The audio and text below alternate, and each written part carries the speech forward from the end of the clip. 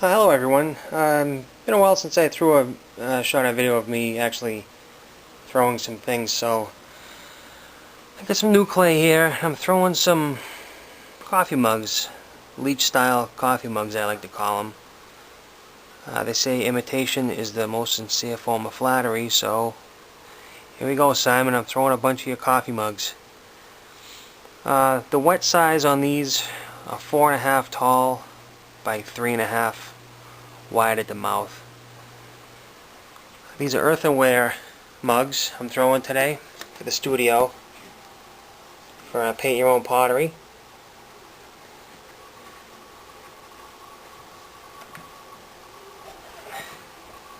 They're 500 gram balls of clay.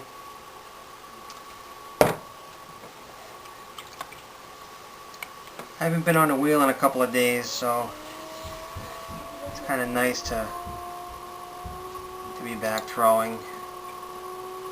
Got a nice long weekend here, so I'll do some throwing and some trimming.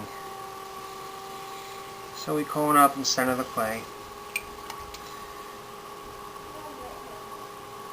I drop a hole, nice big wide volcano. Open up. Press the bottom a little bit with my finger. And close it back in a little bit, just like that. That nice lip on the bottom. So, our first pull. Throw into a gauge here, obviously, so they're all coming out the same. My second pull, I'll get it up to where I need it on the gauge. What I do is I pull it up just maybe 1/8 of an inch past the gauge. So I have a cylinder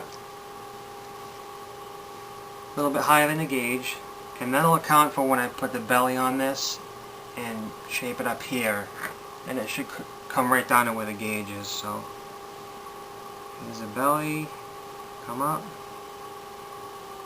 and yeah. Now, it's about the right height. Looks like it's a smidge too high, but it'll be alright. You can't have everything looking the same, right?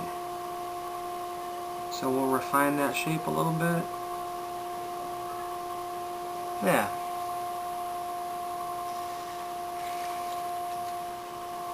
Now, since this is a very smooth earthenware clay, so I'm going to actually use this sponge and smooth this, because people will come in and they'll paint designs on this mug, and they don't want to paint on top of finger grooves or whatever. Sometimes I leave them in, sometimes I don't. I kind of go back and forth, give them a choice. So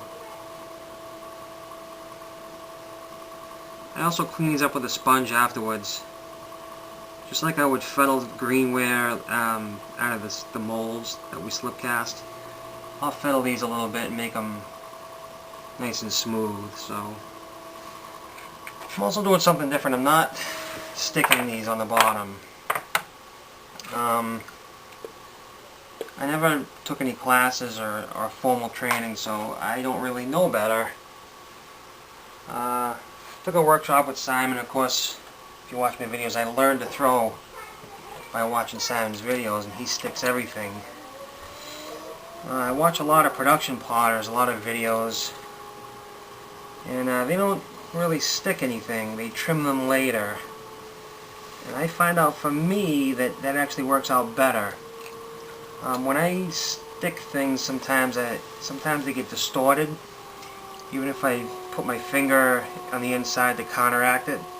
And I kind of wrestle with the form a little bit after I stick it, so I really have good luck by just trimming it off rough like that, and I don't have any real problems. So that's what I'm doing now. Not to say that it's right or that it's wrong, it's just how I do it. Seems to be working out alright. So 2 pulls and we're up to where we want to be. I really like this clay. I hate the company that makes this clay. I think they're horrible customer service. But the clay is actually very nice to throw with. It's a low fire, like I said, earthenware clay. Made by a very well-known company, so it's pretty consistent. I use stoneware clays from a couple different suppliers, but this earthenware clay works out well in the studio. It doesn't craze and it doesn't shiver. So crazing isn't as much as a concern as shivering is just plain dangerous. Big shards of glaze come flying off. Of course, we don't want that, especially on, you know, bowls and cups. I was having a little bit of a problem with the clay body I was using from one of my favorite suppliers.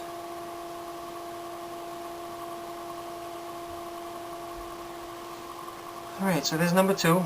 I don't know if you can see the distance here, but after I calculate this distance and set up my gauge, what I do is I push the gauge back about 1/8 of an inch, and then when I throw, I eyeball it and I leave that gap every time. So I don't throw right to the gauge.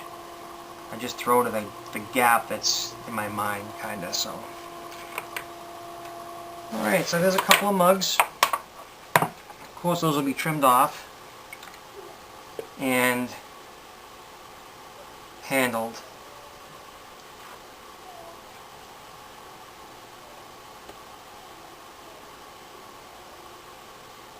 Alright, thanks for watching. Okay, just figured I'd show you what else I'm up to here. Here I have a bunch of stoneware things, some more mugs and whatnot. I have here a little vegetable steamer. You take these and you put them on top of a pot of boiling water and put the vegetables in and steams them up. Saw that online somewhere, stole that idea too. I thought that was pretty cool. My wife wanted me to make a picture she had seen. I don't like it. I don't like the way it came out. I'm going to try that again, refine that shape a little bit, but I'm going to glaze that just for fun and see what it looks like. So, and I'm throwing redware also, and as you can see, I made a couple of mugs. These are going to be redware mugs for a friend of mine has a store. So these are going to be kind of like, I know you've seen them, they're just red mugs, redware. These are dry and about ready to go. And these here are leather hard, and I'm drying these really slow down here so the handles don't crack off. So that's what I've been up to lately. I threw about 30 a day for a couple of days. So it took me about, I don't know, 4 days, you know, working at night, a couple hours a night to 3-4 days to throw these and get them handled up. So that's what I've been up to. I also have a couple of things over here out of the last glaze load I did while I get the video running here. This is that Jeff's Red. It was under reduced, not enough reduction in the kiln. That's the color it comes out. Even in John Britt's book, that's the color it comes out in oxidation firing. And these 2 mugs, same exact glaze, different location in the kiln. So that tells me that the kiln was definitely not reduced enough, and it was very uneven at that. So next time I'm going to put that kiln in an insanely heavy reduction and see what happens. I do like that clay body though, it's nice and toasty. Here's a bottle vase with that Jeff's Red, again under reduced. It's kind of like a white milky color. I'll shoot another video with it. And a cut-sided bowl. Again, I bleach white in the inside, and then I wanted to do that Jeff's Red on the outside, but of course it's that milky white, so it looks kind of funny. Reduction firing is never a dull moment for me, at least, and until I get it nailed down, it's going to be a little bit of disappointment here and there. So, alright, that's it. Thanks for watching.